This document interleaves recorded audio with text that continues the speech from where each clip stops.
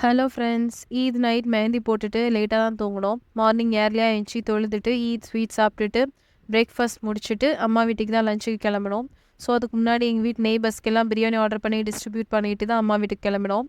அங்கே நல்லா சாப்பிட்டுட்டு தூங்கலாம்னு நினைக்கும் போது மணப்பாடு காயல்பட்டினம் போகலாம் அப்படின்னு சொல்லிட்டாங்க. சரி, அங்கேருந்து மணப்பாடு ஃபஸ்ட்டு கிளம்பி போனோம். மணப்பாடுக்கு வந்ததே ஒரு ஃப்ரெஷ்ஷாக ஏதாவது மீன் வாங்கலாம் அப்படின்னு நினச்சி தான்.